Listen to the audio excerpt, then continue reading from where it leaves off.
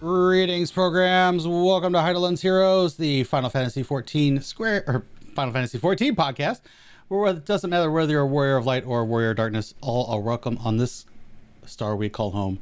It's been a little while since I've done that, so it's good times. Yeah, we've been off for 3 weeks. We had a planned week off, and then last week, Tark was sick, and then had a migraine the makeup day, and just all kind of fell apart.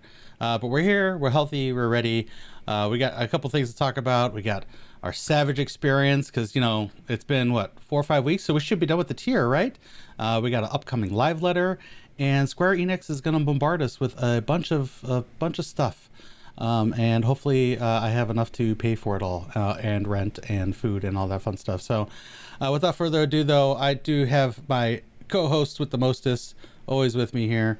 He is the Hephaestus to my La Habrea, Mr. Piers Harvey. How you doing, sir? We're not the same person, though. I don't know. Maybe we're more alike than we think. Maybe you are my id. Maybe yes. Maybe I'm. Yeah, it's a cool looking dude. I don't have the red hair though. I'd have to get the red hair. But yeah. What's going on, man? Glad to be back after 3 weeks or so. So, yeah. But yeah, some good times. What you been up to these last 3 weeks, man?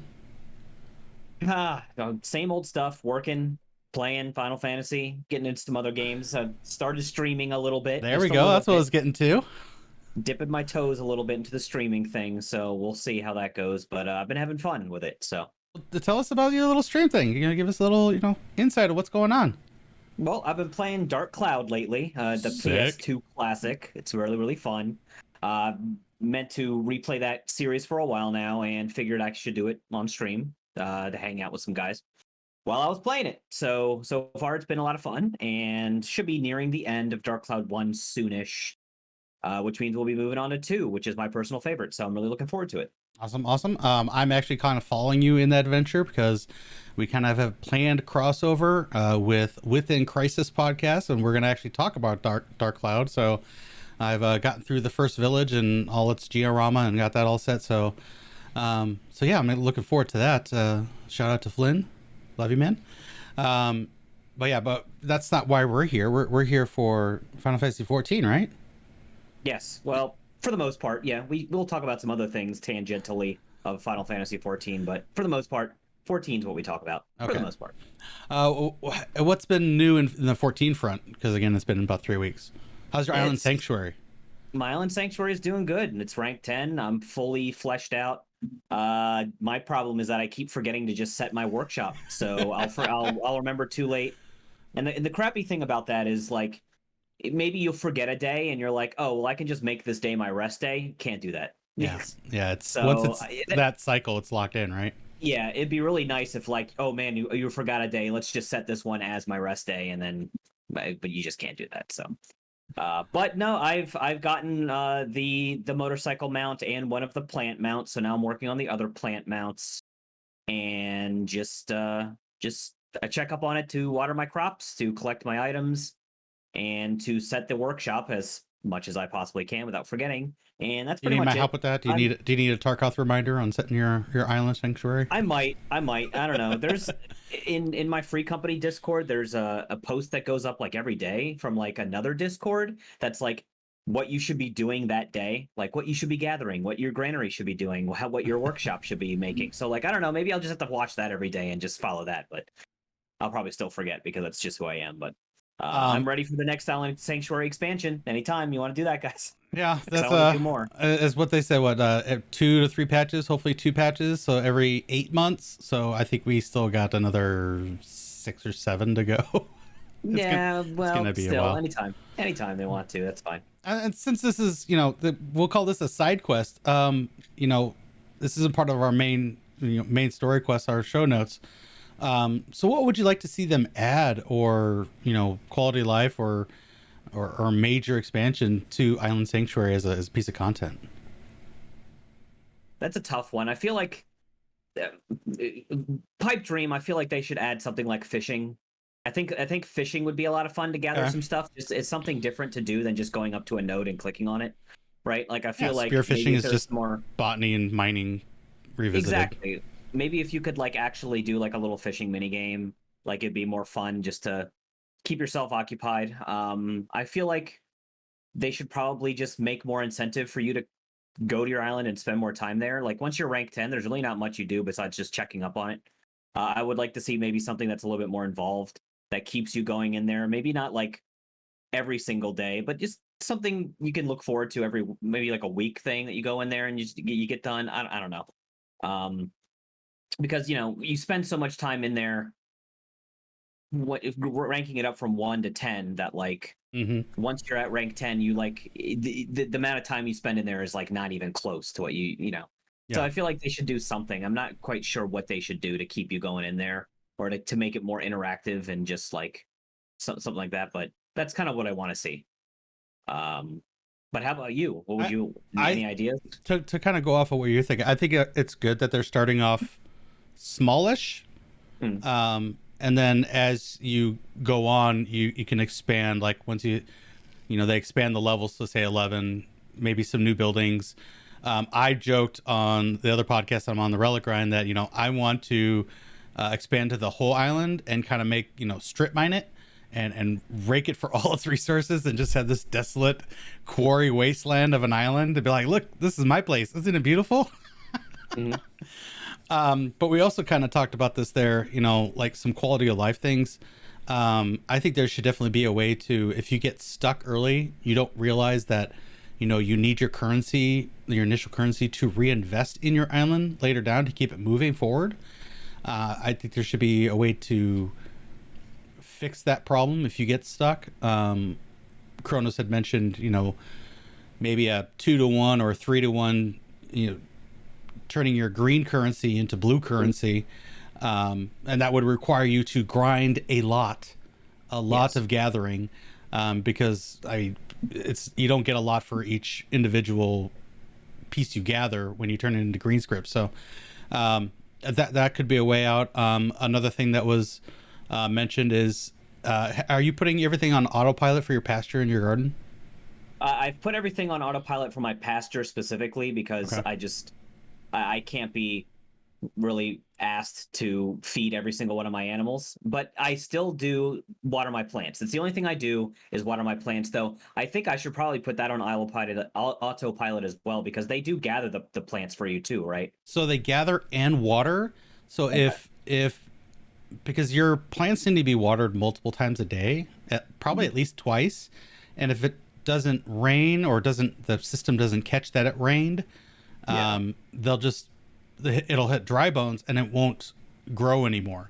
So when you're supposed to be getting some produce every 48 hours, it can delay it into the next day or the next day, depending on when you come back to water it. So I think it's good, and I think it's cheaper than probably is the pasture. So I think I put both on autopilot, and I put both on autopilot because I'm actually now done with Island Sanctuary for the most part. I got that achievement, 1,700 calories. Feeling good. Got my Trader of Paradise title going strong. Now I just need to remember to go back in to set my... I think I'm just going to set it for a week now at this point. Like, do 4 is the first day, 6 is the next day, and just whatever 8s that I can manage for the rest of the week and just get what I can get and forget about it. Now it's just collecting currency and buying stuff. So but for I was getting to the point here. For the gardening and the pasture, a quality of life could be having a collect all button. Oh yeah. Yeah, for sure. The having to click and then to collect and then select continue or not to continue on every single one, and that's for gardening and for the pasture. That's what, 80 clicks. It's a lot. Yeah, it's a little much. So if they could put a collect all and continue harvesting, you know, option, that would be awesome. I don't think that should be too much of a UI issue, but you know, we'll see. Any other side quests you want to delve into, sir? Not off the top of my head, though. We'll probably find something to talk about, because that's always how it happens. It's just kind of here. Sometimes we ramble off. Yes. Which is fine with us. Let's get moving on to our main story quests. But how do we select those main story quests? Well, currently we've been making them up ourselves, but we want to get them from you. So if you send in your questions or comments to tarkothgaming@gmail.com, we'd be happy to take your comment question, and it could be a main story quest on a future episode of Hydaelyn's Heroes. All right. Let's move on to main quest number 1. Hey guys, Yoshi P's next live letter from the producer is scheduled for October 8th. Are you guys going to go live? And what is your most anticipated piece of content you are looking to get more info about? All right, Piers, we're going to start with you on this one. What are you looking forward to? And are you going to go live? Are you going to join me for going live? Or do you have that dreaded W word? So what time is this? Oh, that's a great question. Yeah. I'd like to know that. Live letter. FFXIV.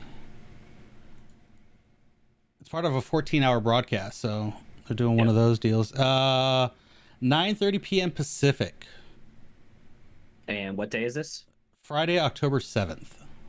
Yes, I will have the dreaded W word. I will be working, but I feel you have an illness coming on, good sir. maybe I do. Perhaps I do. You know, I've not taken a sick day since I started working at my current job, so maybe I will mysteriously get sick or something. I'm not sure. And of course, we won't have a Hydaelyn's Heroes that day because of this. We might do it the following Sunday, unless Piers joins me. If he happens to be sick, maybe he'll join me for the live letter, and we could just do a show that way. Yeah, it'd be convenient, wouldn't it? Yeah. But okay, well. Right here, news right here for you, programming notes and special updates. All right, Piers, Yes. What are you looking forward to most? I mean, they're probably going to talk about what 6.3, I would assume. Let's see. Reflecting on 6.2 and looking forward to patch 6.25. An introduction to the work of the scenario team, which is kind of cool.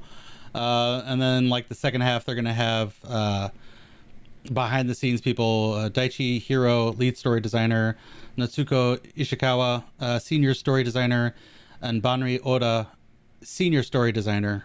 So yeah, there's going to be some people delving into what they do for Final Fantasy 14 and Square Enix. So Okay, that sounds cool. Do we even know when 6.25 is coming out? Because I mean, that's what Criterion Dungeons and. I'm thinking it's probably going to be about 3 weeks after this live letter. Okay. All right, So, then yeah. I mean, We got Criterion Dungeon, we got Omicrons, we got Hildy. I'm not sure what else. That might be it. Well, I mean, I'm looking forward to knowing more about the Criterion Dungeons. I think that's probably my most anticipated thing to come from 6.25. Just knowing what they're about. I mean, we kind of already know what they're about, but like maybe like some sort of reward structure. And kind of like how replayable is it? Like how many times you got to do it a week? I don't know if we know anything about that yet. Like, Yeah. I the more I know about Criterion, I think the better off I'll be. So I would definitely like to hear about that. I would like to know maybe if they want to touch on any of the job adjustments they're planning on doing in 6.3. I know that there's some jobs that are slated to get some adjustments. I'm pretty sure Paladin's one of them. So I would like to know about that. Maybe they can address some of the other discrepancies between jobs. Like obviously we talk about how I don't even know if we've talked about it since we've been Not on really. live last, but how Machinist is falling behind all the other Fizz ranged, and how Reaper's behind, Red Mage is behind, and how the discrepancy is pretty large. I would like to see maybe that being addressed a little bit on this live letter. And Another part of that, sorry to interrupt, is no, go ahead. Because of the way that this tier has been, where these bosses have such big hitboxes, and you know, when there's downtime, everyone has that downtime, but it's usually been expected that melee sometimes have to get away from the boss to dodge mechanics and some such. But there's been a lot of, you know, you could dodge the mechanics and do things if you organize your team a certain way and still keep that uptime, because these hitboxes are ginormous. They take up like half the arena. So melee is having extreme uptime, which is boosting their numbers to the point where there's a discrepancy between the casters and the melee, which usually didn't happen to have a big thing. So if you're taking 2 range or 3 ranged of any sort and only taking 1 melee, you're actually at a disadvantage that way. Yeah. Yeah, it's a good point. Whenever you're balancing melee around an encounter, you have to think the biggest difficulty of melee is, number one, keeping uptime when there are mechanics that force you to go away from the boss, and number two, obviously positionals for most melee DPS. Well, all of them have some sort of positional. Some are more taxing than others. Monk used to be the big guy, but now Monk only has 2 positionals. That's a design choice Sure. I don't really appreciate, but that's going off another tangent. But yes, when you talk about balancing melees, you have to think about how uptime is going to be calculated. And then when you think about casters, it's kind of the same thing, but with movement. You have to think about how much they have to move and how much they can mitigate that movement by using some of their other tools and still being able to maintain damage. While the physical range, they don't have to worry about anything, right? They're full uptime all the time. As long as you can target the boss, you can hit the boss. And that's kind of why they've always done less damage, because of their freedom of movement, their utility, stuff like that. Well, now, specifically because the hitboxes are so large, because we have a couple of big, giant no hitbox or no positional bosses like 7 and the final form of 8. That makes it so that melees don't have to worry about positionals at all. So that's out the window. The hitboxes are so big that you don't really have to worry about going away from the boss. There's very few mechanics in the Savage tier that require you to actually pull off of the boss. You can pretty much keep me uptime the full time. And then inversely, for casters, there is a absurd amount of movement in these fights to the point where casters are being punished. Even if they're planning out their stuff perfectly, I still think casters are being punished inordinately over other jobs, specifically red mage and black mage. A summoner only has 2 hard casts they have to do technically, as long as you utilize swift cast for one of your third hard cast that you have to do. So they can probably work around that, but man, red mage and black mage are probably very punished by these fights. And it really does show, I think, with the DPS numbers, how dominant melees are in this Savage tier compared to all of the other jobs. And that's not even to take into account the fact that there are certain jobs, like even Reaper in the melee role is falling behind other melees, but they're still outperforming some of the caster and fizz range jobs just overall. So like, yeah, this tier has specifically been very, very kind to melee DPS and any job that has to be in melee, like tanks as well. So yeah, that's it's interesting that they did that this tier, made the boss's hitboxes so big, and it's just an interesting thing to talk about because you do see those discrepancies on FF logs and things like that. So yeah, and we're actually, diverging into, a little bit of the second topic. So to get back to the actual main topic here, the live letter, I'm wanting to see more about Hildy. This is going to be the first time that I'm going to have like full experience of doing relics or, upgraded weapons for an entire patch cycle without having to worry about, do I have enough time to do this? Because typically there's a lot of grinding or some other content like Bozja or Zadnor. We don't have that kind of content to reflect on with the Hildy weapon quest, so it's probably going to be all grinding of some sort, unless they surprise us in this live letter with like, hey, there's this new piece of content just for Hildy, do this, and this is one path that you could take. So I'm excited to get my Sage a relic weapon, a nice shiny weapon. I know the final form of and the shininess won't be until the end of the expansion, but I'm excited to get it going and be caught up on every tier. So this is I'm really excited for it, and I love Hildy. I'm glad it's coming back. I know it was gone for all of Shadowbringers, and even Yoshi P said the team was appreciative of the break. They didn't want it to get stale and the jokes to become old. So the fact that it's been gone for basically 2 years, I hope they come back fresh with it, and it's going to be a lot of fun and levity with this series of quests, even though it's going to be quite grindy. Secondly, Criterion, because I love dungeons. The dungeons in this game aren't all that great. They're great to do the first time, but there's rarely any challenge. So I'm excited to see some challenge in my dungeons. And yeah, I guess my only question is what you had. You know, we have no idea if there what rewards there are. You know, do you do this once a week? Do you do it once a day? I'm kind of hoping it's just once a week, kind of like Unreal's. And then, you know, every patch or so often they change the Criterion dungeon to something else and add new rewards and whatnot. So we'll see. We'll see how that goes. But yeah, Tark will be going live October 7th. The show notes says October 8th, but that's October 8th in Japan. They'll be, you know, late in the morning, where it will be nighttime for us. So Tark will be live. So if you're wanting to catch that with me, I'll be part in the Discord channel for the unofficial translations. So we'll be going through that as well. Big shout out to that community that helps with that during the live letters, especially when they don't have official translations present during them. So yeah, hopefully, Piers, you will feel sick enough to not be at work, but well enough to join me for that. Perhaps I shall. Yes, we shall see. But I'm looking forward to it. You know, you did make a good point about the relics. Like maybe they'll discuss the relics, and I'm interested for that. See how they want to do that. So I'm actually quite interested about this live letter now. So. And way down the list is Omicrons, right? Because it's just another tribe daily. I mean, we kind of know what's going to happen with the Omicrons, right? We know it's going to be a it's gathering, right? Yeah, it's going to be gathering. You're going to go gather. You're going to bring it back. The storyline's going to evolve as you rank up the thing, whatever. I'm looking forward to it. I think it's going to be a lot of fun. I want to know more about the Omicrons. I like the idea of them kind of sprucing up that area of the Ultima Thule. But and that's that bar area, right? Where we parted ways with Alice and Alphino. Yes, story definitely. Sorry. Yeah, that's where we're gonna be, and I think it's cool. Yeah, I think it's gonna be a lot of fun. But I don't foresee it being any different than any of the other gathering tribes that we've done so far. So well, we're getting a jellyfish, right?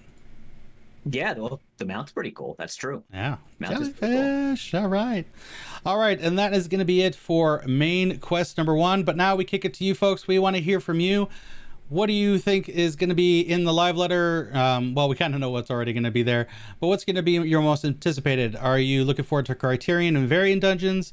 Do you want to know more about the Hildy and the relic quest, or are you just like, hey, I'm casual and I just want to do my gathering and do normal dungeons, and all this other stuff is just too much for me? So drop a comment down below. Tell us what you think. And with that out of the way, let's move on to main quest number 2. After all is said and done, your savage progression must be done, right? What are some of your favorite moments from this tier, and overall thoughts on Abyssos? All right, I'm gonna kick this off with this has been one of the worst experiences in a raid tier that I've had, personally and in game. It's just been rough. So I have had a week where I was sick. Then a week of no air conditioning during a nice little heat wave here in Idaho.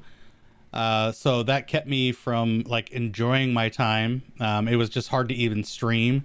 So like my afternoon streams, I just couldn't. It was like 95 degrees in my apartment and it was 100 and something outside. So it was gross. So I was doing everything just to keep cool. And then last week, I was sick on Friday and then migraines on Sunday. And I just have not had a good personal experience with this. Not to mention, we've had some internet issues, let's just say, with various team members. I know, Piers, you were one of them one night. But our boy Aki, dude, I'm sorry, dude. Like, I know you got a rural situation. And if you're watching this, I'm sorry that you're going through what you're going through. But, we need to get that fixed because our prog has stalled hard. Not to mention that boss you were talking about with all that movement, P7. Oh my God, that fight just sucks. That is just, there's so much movement and it's so backloaded. While I enjoy some of the fights, I've just struggled. But that's my general overall thoughts. Piers, what do you think about this raid tier, and do you have some favorite moments so far? I haven't minded this raid tier that much. The 7th fight is definitely not a fight that I enjoy. I think that fight is very backloaded in all the wrong ways. But overall, it's not been as miserable. Like I haven't obviously had to deal with things like being sick and my air conditioning being down and stuff like that. So it hasn't been as bad for me as you've had it, at least personally. Sure. But I think, I mean, obviously the part of the slide you just showed was, are we done with our Savage prog yet? No, we're not.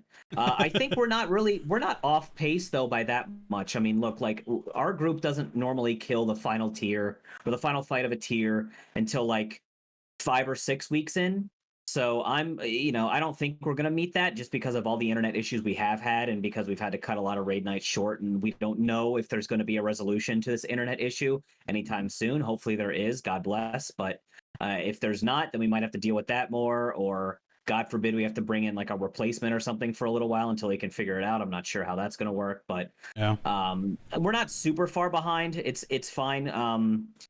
But I have, for the most part, I've enjoyed it. I think 5 is fine. I think Devour is a little too punishing for the mechanic that it is. If one person fails it, it's almost always a wipe. There are ways you can kind of get around But at Devour. 2, it is pretty much a wipe, right? At 2, it's like almost a completely wipe, yes. But there are other ways you can do it to kind of salvage a one-person failure of Devour. But I think for a fifth fight, for the fifth fight of the entire expansion, but specifically for the first fight of a tier, I think it's very, very punishing.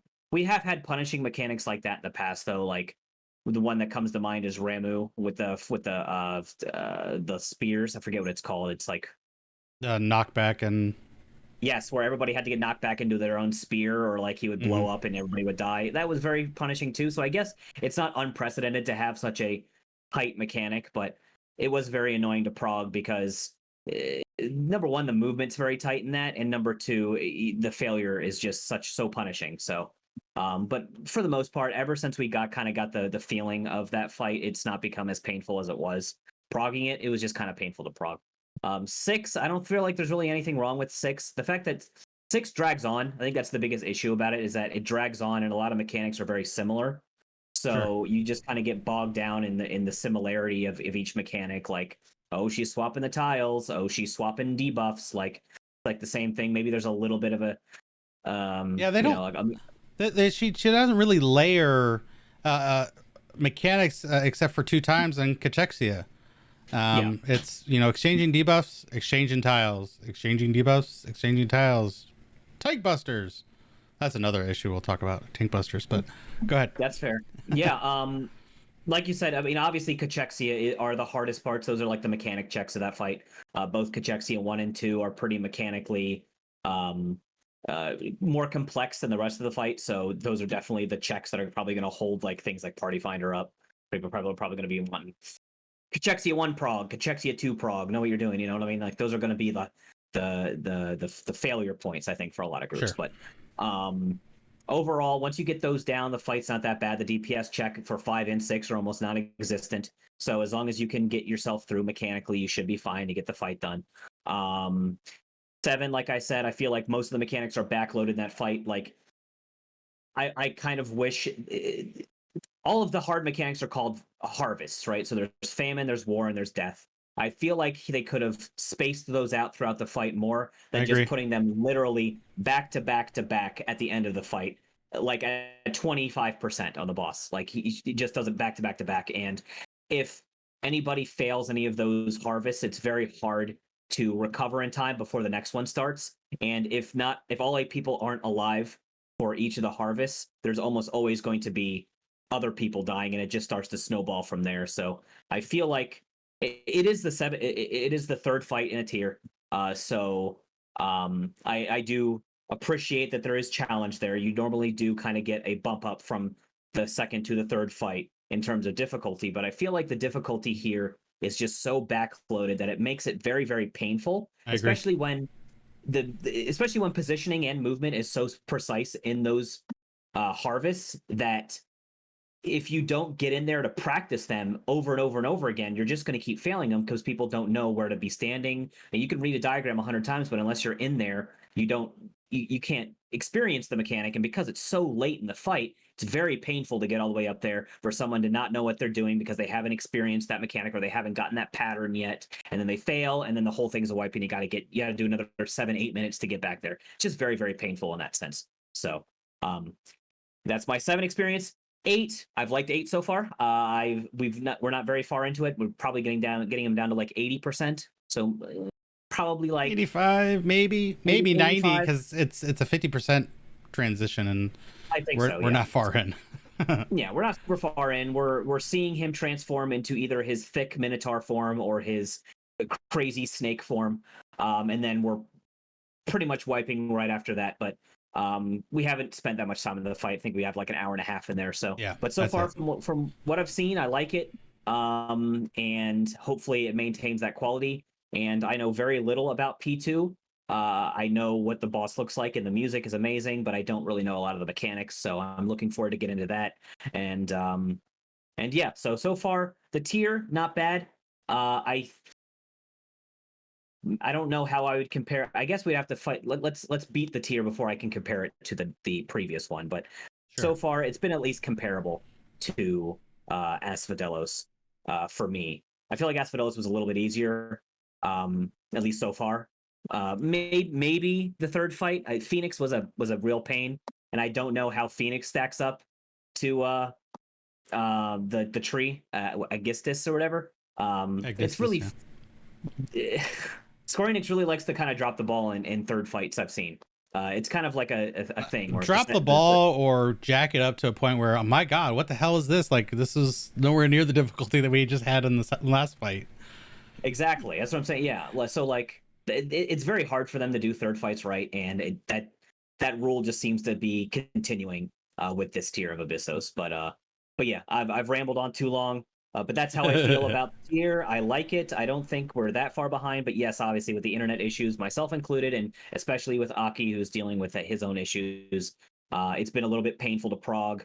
And because fights like 7 are so damn backloaded, it took us a lot longer to complete 7 than it should have. A lot of that is because once you get into those harvests and then somebody has an internet issue like Aki, the whole thing is pretty much a wash. So you have to kind of cross your fingers that no one has any issues like that people are knowing what they're doing, that their positioning is all solid, and then you can get the clear. The DPS check is not that tight, but it's tight enough to where it's very hard to recover from multiple deaths in those harvests. So it's just a little bit painful of a fight, but yeah.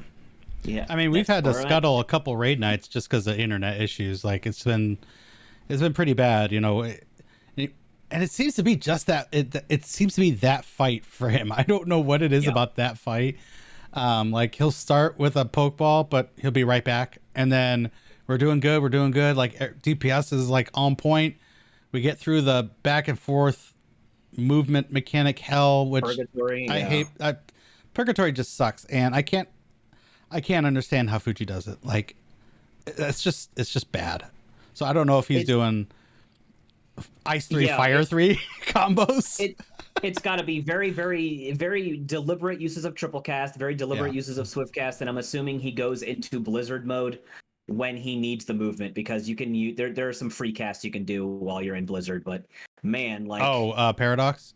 You can do Paradox. Hopefully you have like some of your sharp casted like Thunder 3s and stuff, but yeah, I don't know how, and very, very good uses of between the lines and ethereal manipulation. So God bless any black mages who do that fight. I'm sure red mage is almost just as painful. You probably have to be very careful about your melee combos there, or you're going to be losing a lot of uptime. But I can't imagine how scholars do it either. Like, because they have to sit and cast. Like, as a sage, like, I can move and put shields up on everybody as I'm moving across to the other side of the arena.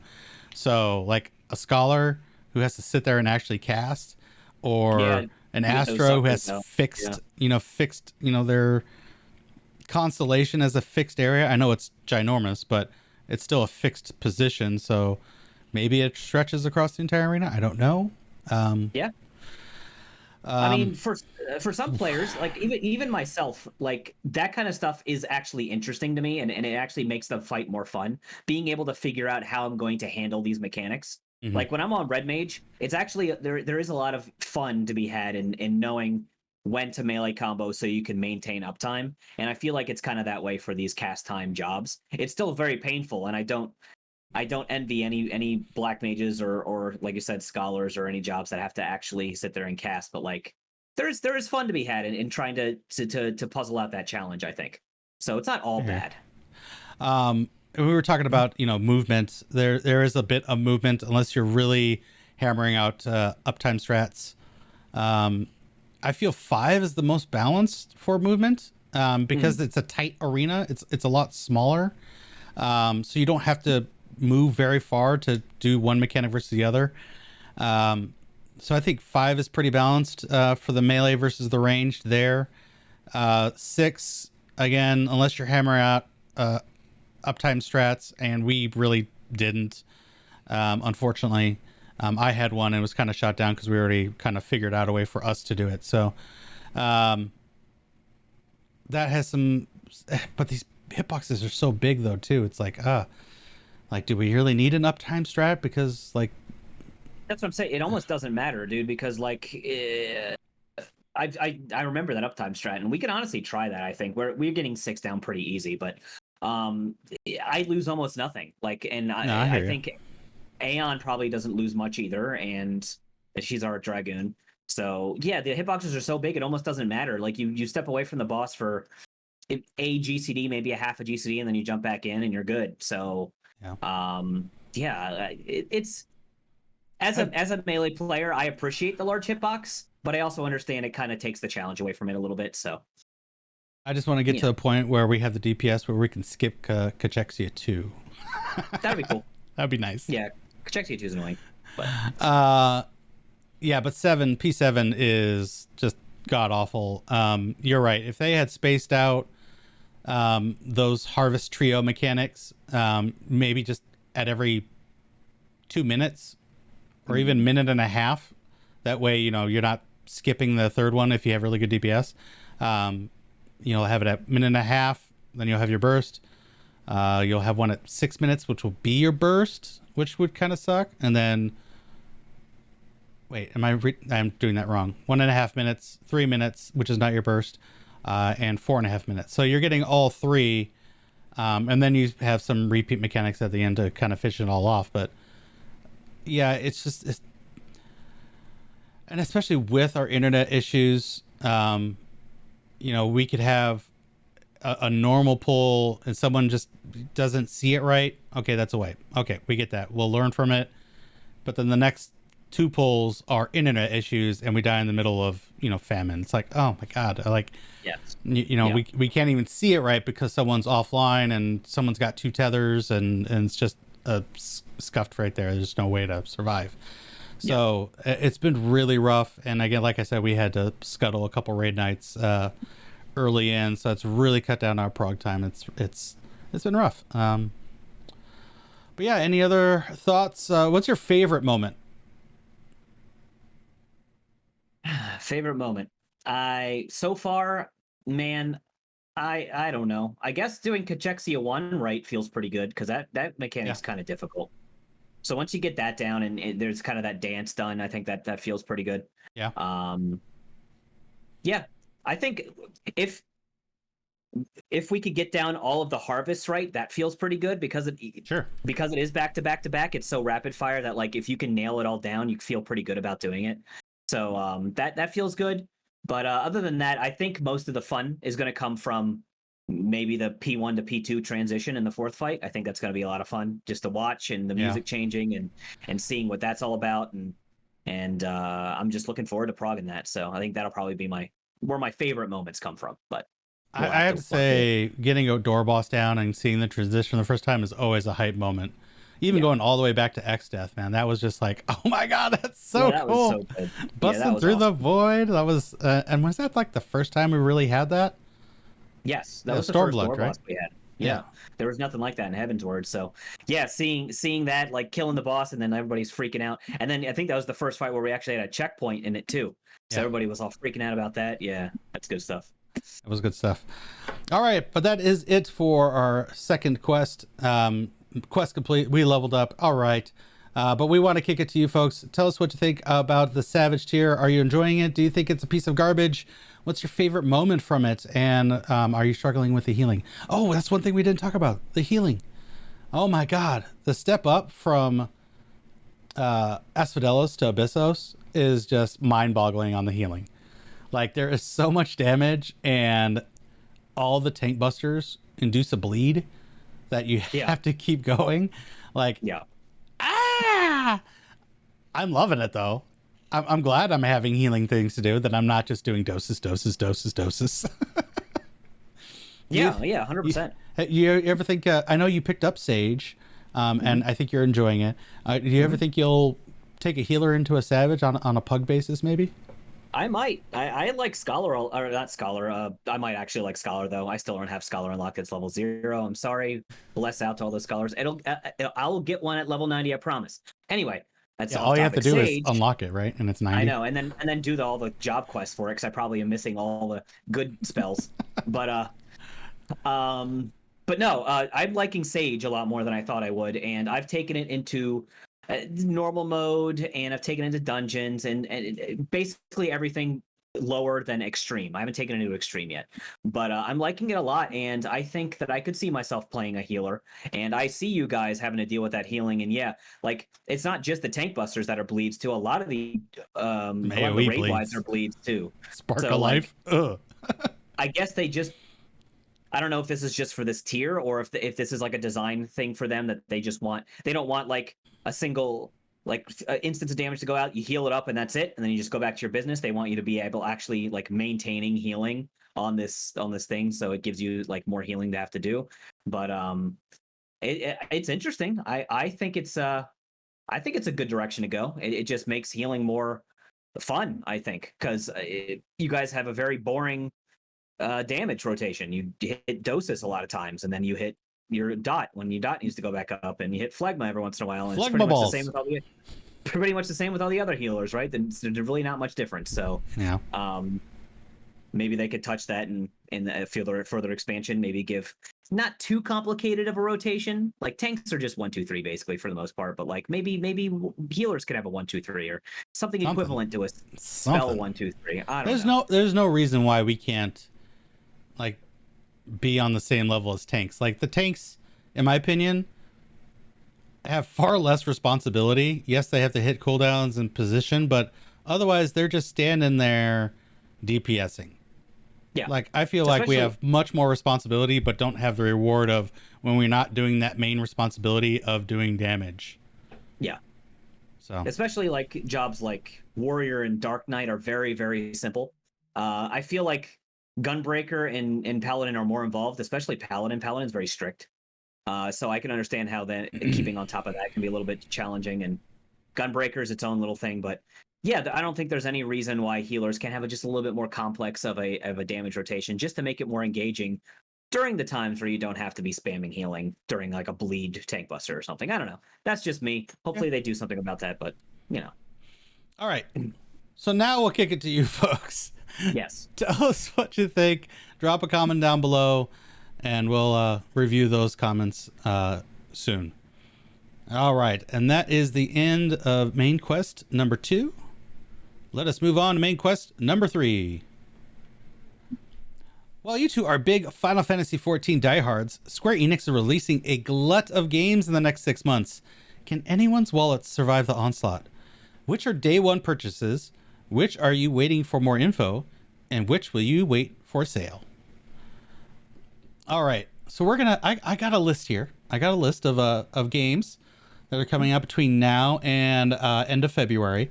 We're actually going to start with September because we're still in September. So why not? And we'll just kind of go back and forth here, and we'll say, you know, day one, wait, or, you know, sale. So we got Diofield Chronicle. It's a new strategy game. Apparently reviews have not been kind to it. Apparently it's a little on the easy side, especially and not very involved with like the skills and such. So, Piers, where are you at on Diofield Chronicle? I like my strategy games. I like them a lot, but if a game is, the reviews for it are a little worrying to me, and if it is super duper easy, it's probably going to be a game that I wait on, and maybe wait till it goes on sale. Probably not something I'm going to pay full price for, but it looks good. It's just like I said, the reviews are a little middling, and for someone who doesn't have a lot of spare money, I have to make sure my purchases are pretty calculated. So for this one, I'm probably just going to wait on it for a little bit longer, and maybe it'll go on sale. All right. I've already purchased it. It finally Cool. came in the mail. Little programming note for my YouTube channel. Tarkoth will be streaming now every weekday from 8 a.m. Pacific till 10 a.m. Pacific, so 2 hours every day. And we're going to be starting off with Diofield. So we're going to check that out. And, if you're there for the live stream, awesome. Otherwise, the Let's Play will be online. And Piers, maybe you can check it out and you can kind of see how the game's all about. Yeah, for sure. Next up, which released yesterday, Valkyrie Elysium. It is a day one purchase for me. I am a huge fan of the Valkyrie series. Started out with Valkyrie Profile, or also known as Lenneth. There was supposed to be kind of a remaster re-release of the PSP port coming out at the same time. That got pushed to December 3rd, I believe. So that's a little disappointing, but having played the demo for Valkyrie Elysium, I'm liking the combat. The graphical aesthetic is pretty unique to me. It's kind of got a real world / cell shading kind of thing going for it. I think it's really interesting. I think the combat's pretty good. I will say the magic is a little hit and miss for me. Like some of them are AoE, some of them are single target. I do like that there's elemental affinities, but it seems kind of generic to me at the beginning. I haven't just played the demo. The demo left me very confused though, because it starts you off with on Hariyar, and the second half of the demo, it takes them away. I'm like, well, what the hell was that whole part of that tutorial if you're going to teach me and then take it away? So that left me a little confused. But I'm liking that there's a ranking system for each of the quests that you go on. So it kind of adds a little bit of replayability if you don't hit that S rank, and I'm sure there's trophies for it and whatnot. But this is definitely a day one purchase. I'm waiting for it in the mail, and I will be playing that after Diofield. Piers, Valkyrie Elysium. Valkyrie Elysium was a before day one purchase for me. I pre-ordered it because they let you play it early access. Nice. And I saw that and I was like, well, yeah, obviously I have to get it. So far, I'm only on chapter 3. I've done like all of the side quests up until then. So usually what I'll do is I'll finish a chapter and then I'll go back and do all the side quests for that chapter, and then I'll move on to the next one. And so far, I've been absolutely loving it. I feel like the character action is excellent in this game. It's a lot better than I thought it would be. I feel like the animations, especially for the Valkyrie, are incredible, and the Anhariar. The Anhariar look great when they're using their abilities. I think like you said, the graphical aesthetic is really cool. It's got that weird cell shaded kind of like gritty look. It's weird, but I like it a lot. A few pet peeves. The lip syncing is really strange, and in a lot of the cutscenes, they don't even try, especially when you're talking to like Odin. When you recruit Einherjar, though, for some reason they decided they wanted to lip sync all of those. So some of the cutscenes are lip synced, some of them aren't. Really strange. Wish they would just go for it for the whole thing, but it's a minor complaint. So far, really, really enjoying it. I do understand what you're saying with the demo. It's a little weird. Maybe they just wanted you to get a taste for how the game is going to play in that first introductory part, and then they actually just throw you into like the first chapter, so you can, before you have anything, so you can build up to that. But yeah, so far, really, really enjoying it. I like there's a bunch of different weapon types. There's swords and spears. There's great swords. There's rapiers. I had a lot of fun with the rapier. It's a really, really cool weapon. Yeah, I picked that up at the end of the first quest, and I was like, ooh, it's a new weapon. And apparently you got to rank them up through use. So that's pretty cool too. Yes, rank them up through use and through upgrading with the gems and all that. So that's really cool. I think there's a lot of customization you can do in the combat, basically playing how you want to, because as you go through the upgrade trees, I think it's the third one, the green one. It's like the support tree. You'll unlock ways that you can automatically summon your Einherjar. So you can like have it to where after you finish one of your combos, an Einherjar will automatically be summoned, and it reduces like the cost of the Einherjar to use, so it's like more efficient. So you can like keep you can juggle enemies, you can keep the pressure on enemies by just, having it automatically set to summon Einherjar in the middle of your combos, or if you get guard broken or something, you can have one come in and defend you while you're like recovering. So there's a lot of cool stuff, and I feel like hopefully it gets even better. because right now I'm having a lot of fun with it. And as someone who is a massive fan of the Valkyrie series, I say that as I've never beaten 2 or Covenant of the Plume, so I guess I'm just a fan of the first game very, very much. I remember renting that game from Blockbuster, asking the person at Blockbuster what a Valkyrie was. They had no idea. They thought it was like a vampire or something. I didn't know. I took it home, and it quickly became probably my sleeper favorite PlayStation 1 RPG of all time. And yes, that includes like from Final Fantasies and other stuff like that. It's just one of those games that just hits different, and I love it. And I'm glad that they're bringing some new love to the series, and hopefully we can get some more classic RPG Valkyrie games going in the future. But as this game is right now, as a character action, it's excellent, and I recommend anybody who's out there who is a fan of Devil May Cry or Bayonetta or Metal Gear Rising: Revengeance, if you like those kind of games, you should give Valkyrie Elysium a chance. So that's where I'm at. Cool. Moving on, we got a couple ports. Nier Automata is coming to the Switch. Are you picking this up at all? I'm not. No. Okay. I love Nier Automata from the bottom of my heart. It was one of the best games I played that year, and it still holds a place in my heart that no other game really does. But I just don't see a reason to buy it on another platform when I could just play it on PS5 anytime I want. So sure. And I was late to the party. Like I didn't pick up Automata, and I picked it up. I didn't play it until I had the re-release of Nier Replicant came out. So I played that, and then I played Automata, and that experience was just golden. But so if anybody has not already played it on PlayStation or on Steam or Xbox Game Pass or whatnot, pick it up on Switch, and hopefully it's a good experience for you. It is a tremendous game. I heard it was. I've seen some reviews that say it's a pretty excellent way to play it. So definitely give it a shot. Awesome. Triangle Strategy coming to PC on October 13th. Did you pick this up on Switch? Again, I love my strategy games, but this is one that kind of slipped between the cracks for me. I know it's from the same people who do Octopath Traveler, which is a game we will talk about soon, I'm sure.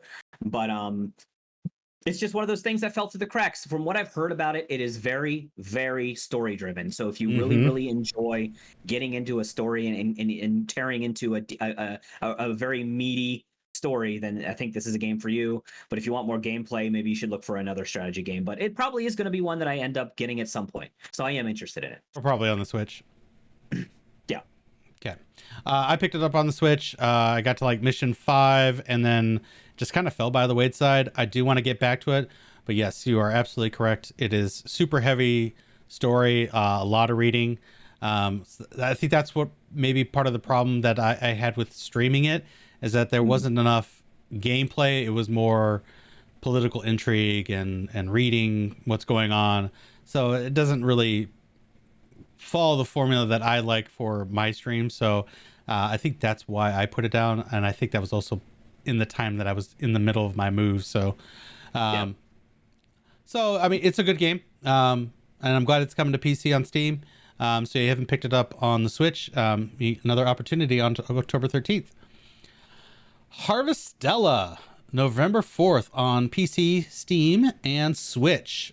Piers, are you picking this up day one? Day one. Yeah, absolutely. I've not even played the demo yet. It's something I need to do. I keep forgetting that there's a demo on Switch. I downloaded it. It's on my Switch. I haven't touched it yet. Yeah, so both of us are being bad about it, but everything that I've seen and everything I've heard sounds really promising about this game. I would be surprised if it is a complete flop. It might be. I'm expecting it maybe to be a 7 or an 8 out of 10. Nothing excellent, but I don't see this being a flop at all. I would be very, very surprised if it is. So I am super duper interested. As somebody who is a big fan of Harvest Moon, of Stardew Valley, I would love to play a game where it melds some awesome combat, RPG combat, with that element of farming simulating. So I am all in on Harvestella, 100%.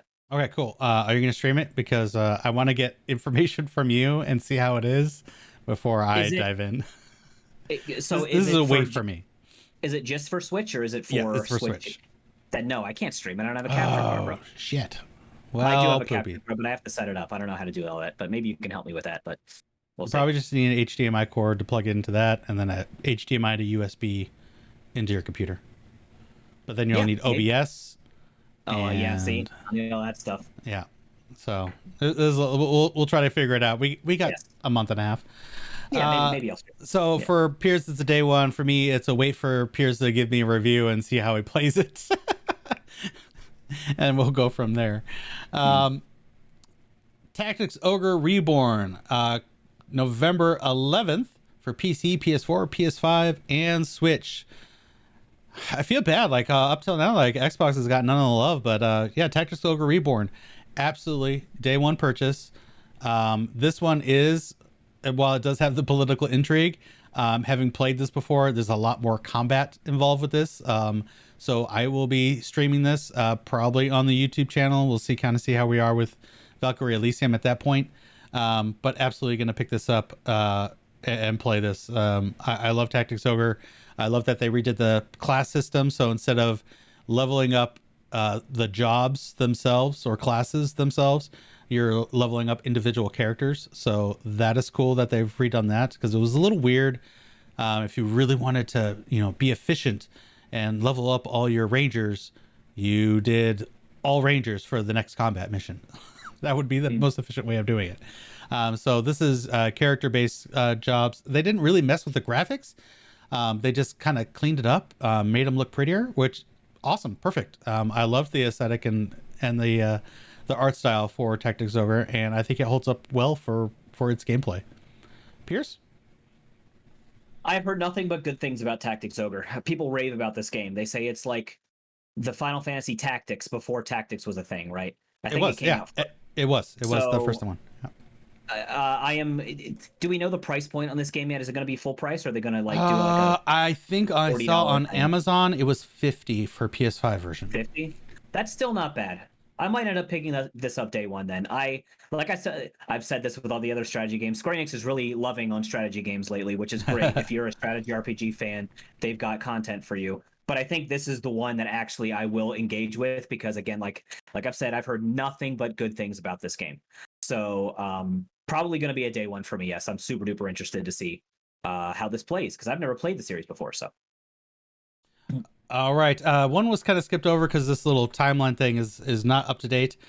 Star Ocean, The Divine Force, coming out for PC, PS4, PS5, Xbox One, and Xbox SX.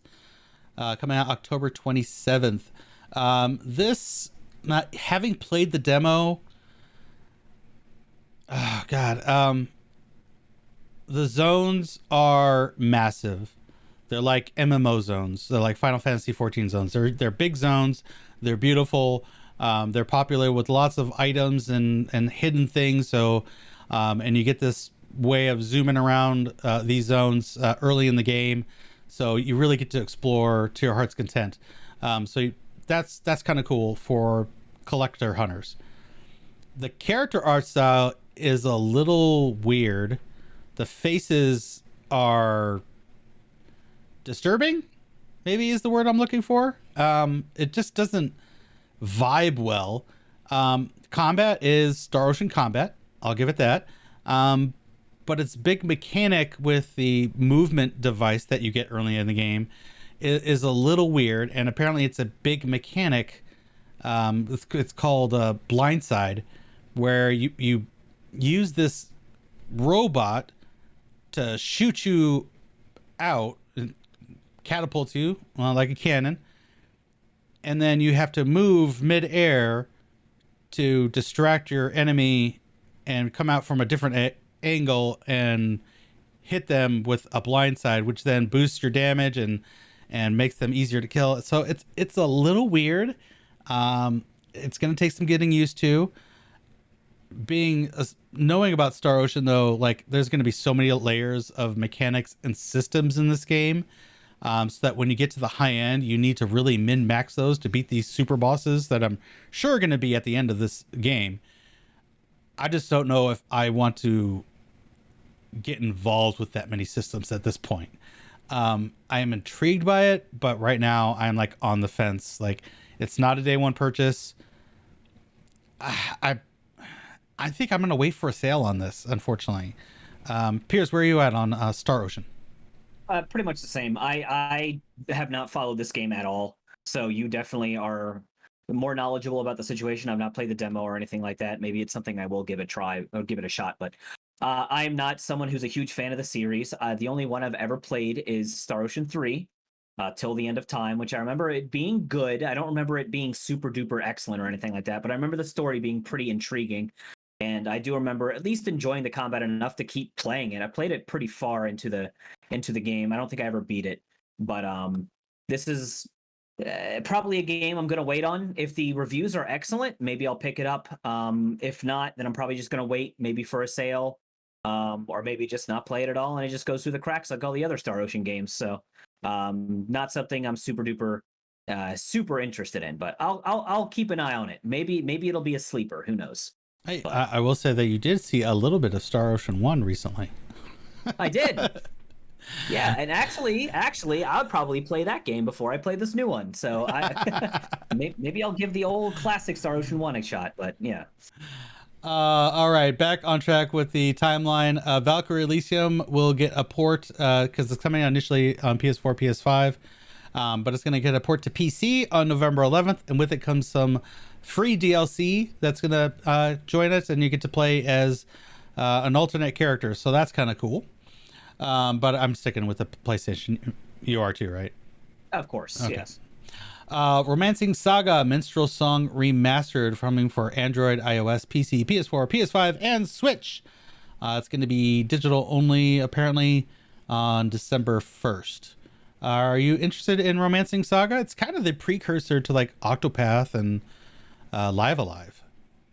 Maybe. I've never engaged with the Saga series like at all. And there's been a few of them, right? Because this isn't the only one. Yeah, there's been quite a few Romancing Sagas and Saga Frontier. Like the Saga series been around a long time. Yeah, I remember playing one of the games, and I don't remember which one it was. It was really strange. Maybe it's one where like when you're in a dungeon, your character kind of like went from tile to tile. It was like really weird, and like I don't know. Anyway, not something I've been keeping on top of. So if the game is really, really good, if it gets good reviews, I'll probably pick it up. If, like I said, for Star Ocean, if not, probably one I'm just gonna wait and see. Because again, money is just not super tight for me. So no, I understand that. Write it down and check out the trailer. I think the visuals and the graphic art style is really adorable. That's one of the reasons I'm like, oh, this is really cute. I was like, and it's an RPG, so I'm probably gonna get it. I'm disappointed. It seems to be digital only. I like to have my physical copies of everything, because in case of the server shut down or whatnot, I could still plug in my physical copies and play my games as I see fit, and not have to worry about someone else holding my games hostage. Dragon Quest Treasures for the Switch, December 9th, 2022. This is just a, I know it's not even one on one of the lists. This is all just a hard pass for me. I'm like, I'm not interested. Yeah, I'm not interested either. I love Dragon Quest, and it's going to be fun to pal around with young Eric and his sister. But it does not seem like my style of game. Maybe it'll be good. I don't know. Look, maybe it will be good, but we'll see. We will see. But as of now, almost no interest in it.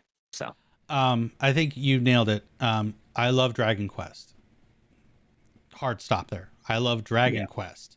All these spin-offs take the IP and the aesthetic and the art style, but they aren't Dragon Quest. So from what I've heard, Dragon Quest Builders is good. I've heard good things about those games. Okay. But I'm with you. I'm not super big on spin-offs. So it'll have to be really, really good to catch my attention. So now, if they had named it Final Fantasy Treasures, then maybe this is a different story. Maybe Final Fantasy spin-offs is a whole nother story, unfortunately.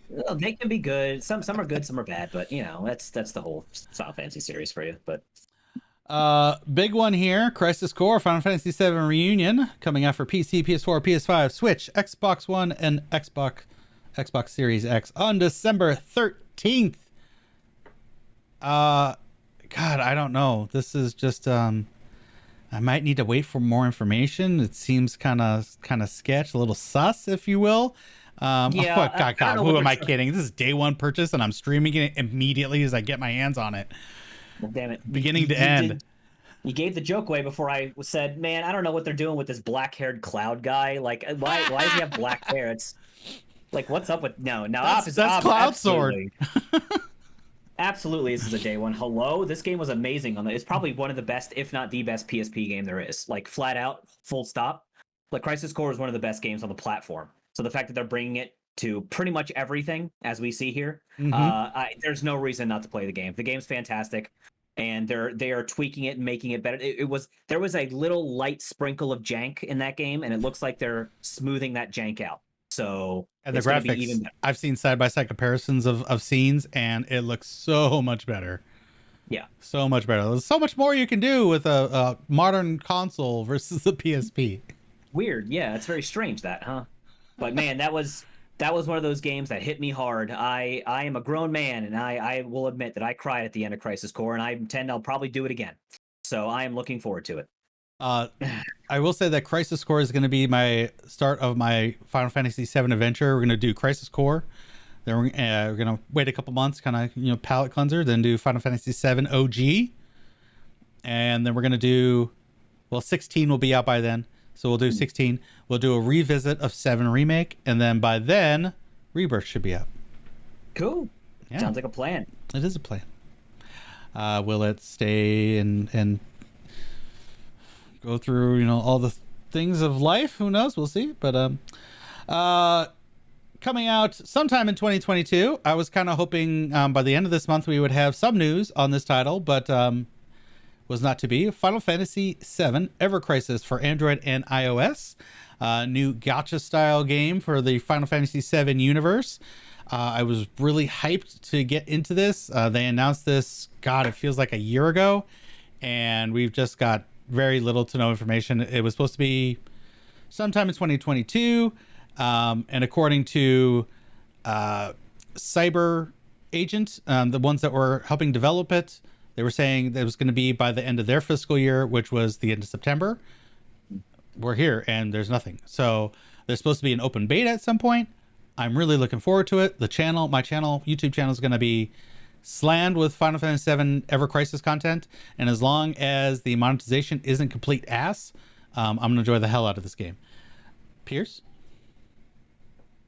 Mobile games and me have a very weird relationship. So it depends on how...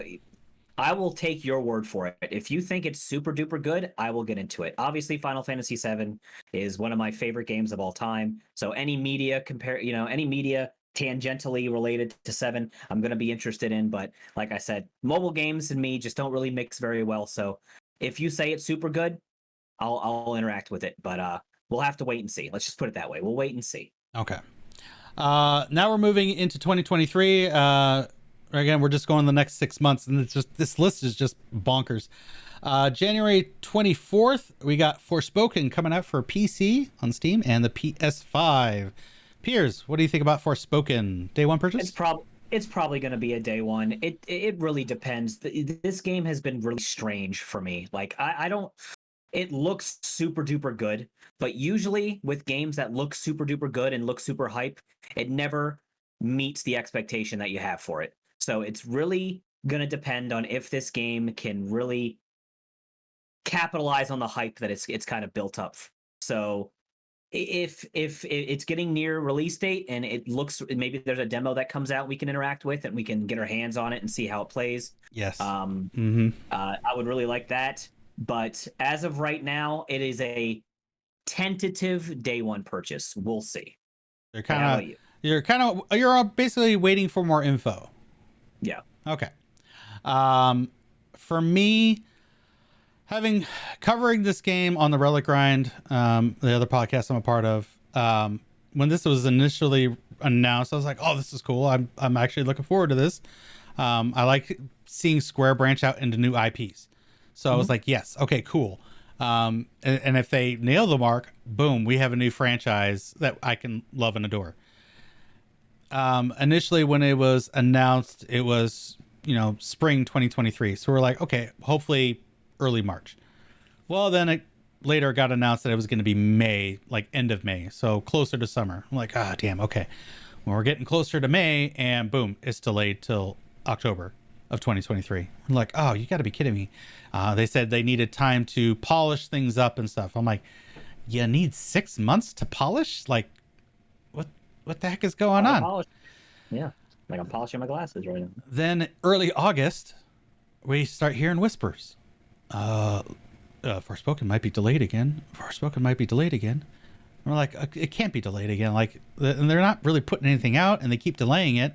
Like, they already said they needed, 6 more months to polish it. Why would they delay it again? Well, it's close to, God of War. I'm like, this was like the beginning of October. God of War's middle of November. There's a month apart. There's plenty of time. I'm like, okay. And at this point, we didn't know about the slate that we had at this point for Square Enix. Right. Comes out, they got to push it back. They delay it until January now. And the reason they gave is that, after talking with partners, they felt that it would be better to move this title to give more room to their partner titles. And now seeing the slate that we've gotten from September to December, like, okay, I get that reasoning now. I understand it, because goddamn, Square has just hit us so hard in 6 months. Like, I'm really struggling to like find a way to purchase all these, because I want to pick up quite a few of them. The marketing has not been good either. Like, there was this 30-second Twitter ad that I haven't done much editing for videos, and even I could see that this was just poorly made. Like, the spoken dialogue just didn't fit what was going on with the background scene. The music also was just kind of weird and layered weird. The action was cool in the back, but it was just all really disjointed, and felt like, why is this even a thing? Who approved this to come out? Since that point, though, we've gotten new trailers that show off the terrain. We've seen combat. Some people have gotten early access to get like a pre-review copy. They've loved the combat, and can see its potential, evolving moving forward. They didn't get to dive into the story. Square is being tight-lipped about the story. I appreciate that. I want to experience the story myself. I don't want it ruined. But so far from that Twitter post, like, they seem to be going in the right direction with their marketing and promotion. So right now, I'm still gonna have to be on. I need to wait for more information. I'm like 70% the way to day one purchase. Like, I'm almost there. A couple more reviews from some trusted sources, and maybe a demo. This might be a perfect candidate for a demo, like you said. And I think this is a great thing that Square's been doing with the slate, is we've been getting demos. Battlefield got a demo, Valkyrie, Elysium got a demo, Star Ocean got a demo, so you can kind of try it out, see how it is yourself. And it's just a small taste of the bigger game. So yeah, just give us a little bit. Let me see how it is. Like, there are some for sure titles that you don't need a demo. Ever Crisis, you don't need a demo. Like, you can see the gameplay and stuff online if someone puts a PSP version up online. So you don't need that for that. Tactics Ogre, that's been a game that's been out forever. You don't need a demo for that. But yeah, I think a demo for Forspoken, maybe late November, early December would be a good time slot for it.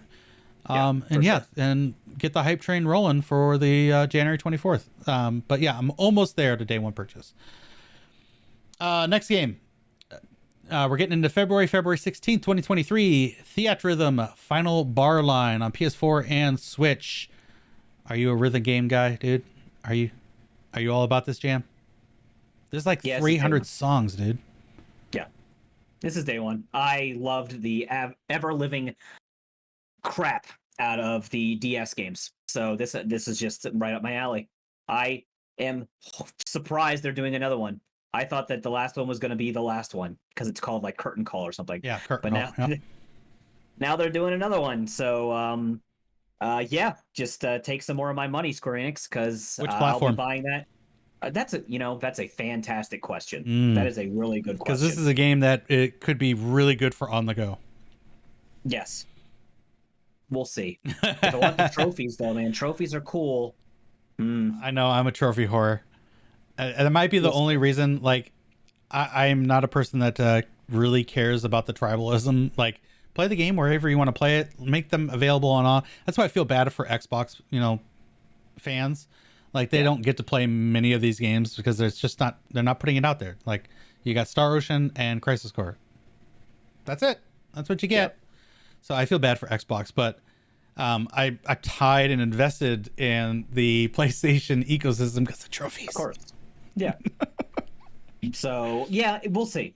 That'll be a decision that I make closer to February 16th, but definitely going to be one I pick up very easily, and I'll probably be buying all of the DLC too, because music from Xenogears, music from Chrono Cross, music from Chrono Trigger, Live Alive, from Live Alive, from Nier. Yeah, easiest buy in my life. So yeah, I'm not a big DLC person.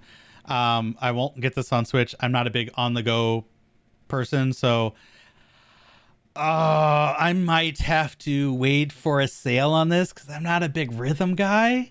But that's fair. I am hedging on actually picking it up, specifically because it is coming to consoles. So it'll probably be a PS5, PS4, PS5 purchase. I've never been good at rhythm games. I feel frustrated when I play them. That's my problem. Yeah, there's nothing wrong with that, dude. It's not for everybody. But for me, someone who has spent a inordinate amount of my life as a teen playing Dance Dance Revolution and Guitar Hero and God knows what else, this game is, and the old Theatrhythms, like this game's right up my alley. So. All right, final game on the slate here for the first 6 months.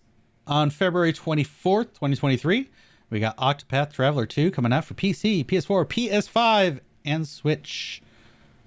Piers? This is going to be the moment that the pre-order goes live and I can buy some sort of special crazy edition that comes with a bunch of cool stuff. I'm buying it because Octopath Traveler 2 is going to be my probably number one game of the year, at least until Final Fantasy 16 comes out. So I am horribly excited for this game. Like you can't even quantify it. So yeah, that's where I'm at. I love the first one with all of my heart. It is near and dear to me. One of probably in my top 20 games of all time, maybe top 15. I just love this game to pieces. So I'm going to love the sequel. So which platform? Probably PS4. Probably or PS5, whatever. Yeah, PS5. Probably PS5. See, the collector's edition is not available for pre-order yet, but it looks like you get an art album, music CD, a big box, and pewter figurines, like chess pieces of the characters of the travelers. Yeah, $180. Cool. Yeah, that'll be a buy for me. All right. Yeah, I'll do it. For myself, this is day one purchase. Absolutely. Here's the funny part. It's a day one purchase, and I haven't even really played the first one. Getting on PS5, and with it coming to PS5, I'm like, can we get the first one on PS4? Pretty please. I mean, it's okay on the Switch, but I'd like to play it on both games on the same console and get trophies for both. That would be nice. God, I'm such a trophy whore. I'm surprised that they're doing it for PlayStation because I thought that maybe this was like an endeavor that Nintendo gave a little bit of money to Square Enix for, like, hey, make a game for our system. So the fact that the second one's coming out for that's Harvestella. Maybe they switched over and were like, yeah, you can have Octopath, Sony, but we want Harvestella, I guess. I don't know. But look, the more people that can play Octopath, the better. I don't care. But maybe with this, we will see some sort of Octopath 1 on other genre on other platforms. Well, Octopath 1's on Xbox and Game Pass. It is? Are you kidding? Really? No. Yeah. Like, okay. Let's bring it. Let's bring it. It might even be on Steam. In that case, there's no excuse. I thought this was a Switch exclusive. Yeah, when I saw it came to Xbox, I was like, wow, that's awesome. Why is that being like that? I don't want to see all of that. Well, whatever.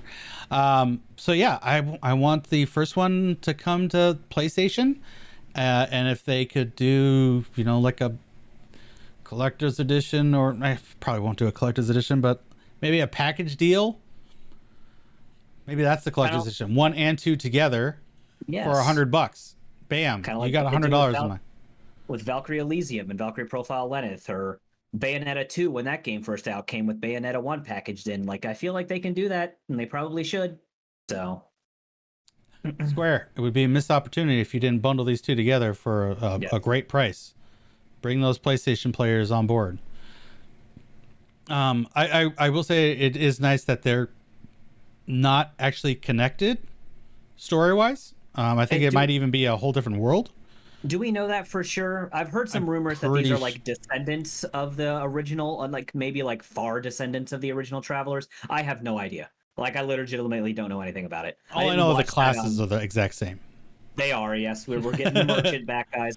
The merchant's coming back. Yep. The merchant's actually one of the best jobs in the game, low key. No meme. But anyway, yeah, I noticed that. I didn't watch that Tokyo Game Show gameplay though. It's something I've been check out the trailer, dude. Like, oh my god, the visuals are stunning. They are taking the HD 2D engine and just taking it to another level. So I'm very excited that they take this engine to Dragon Quest 3. That's going to be coming out on this engine, and I hope, I keep saying this would be a perfect game to put Final Fantasy 6 on. Final Fantasy 6, Chrono Trigger. See, Chrono Trigger, just it's such a hollowed game for all of Square Enix fans. Like, unless like the engine, though. I guess 6 has been like pixel remade and a bunch of shit like that. The awful mobile port. So whatever, 6. Yeah, I get that. But Trigger is like, yeah, you're right. It's like the holy grail. You don't mess with Trigger. I think if they really refining this engine and they make it the best they can, Octopath Traveler 2 showing that they're enhancing it, making it even better. If it knocks Dragon Quest 3 out of the park, then you maybe put it on 6, and if that does super well and it's well received and everybody loves it, then you toy with the idea of Chrono Trigger. Fair. Yeah? That's fair. Okay. I think this engine has a lot of life in it, and it was part of didn't they use this for Live Alive? It looks incredibly similar, so if they didn't, I'd be shocked. Okay. Do we also know if the same composer is doing the music for Octopath Traveler 2? No idea. I didn't go into that big a detail, unfortunately, so you're looking because you love that music. Yes, it's the best part of the game, and it was robbed at the Game Awards by Red Dead Redemption 2 for best soundtrack. Oh, that's funny. Oh shit. No, dude. If you want to pre-order that collector's edition for Octopath, you can do that now. Yeah, Yasunori Nishiki is returning as composer for Octopath Traveler 2. Well, we're in good hands, guys. We're in good hands. Awesome. Yeah, I definitely need to play the first one at some point, stream that and play the hell out of that. When, I have no idea. With all the slate of games that are coming out, we'll have to fit it in somehow. Yep. But yeah, that is about it. At this point, let's kick it to you folks. What do you think about Square Enix's slate of games? What are your most anticipated, and which ones do you think look like complete dumpster fires? Drop a comment down below. Tell us what you think. All right, and with that out of the way, we are all done with our main quests of the day. So we'll wrap this show up. Piers, tell us where people can find you. Well, now I can actually say that you can find me at radio_Piers streaming for once. I'm doing Dark Cloud. My streaming schedule is still TBD right now. Sundays for sure, but I've been adding some extra days to taste to see how I feel. Maybe Mondays. I'm not really doing anything on Mondays, and then maybe a little bit on Thursdays as well. But if you see me online and you see me streaming Dark Cloud, come by and talk. I'll be doing Dark Cloud 1 until that's finished. I'll be doing the optional dungeon in that, and then I'll move on to Dark Cloud 2, get through that game, do the optional dungeon there, and then after that, we'll have to see what I want to stream. But I've been having a lot of fun with it, and if you want to come by and watch, I think that'd be a lot of fun. And you can also find me on Final Fantasy 14 if you want to come chat.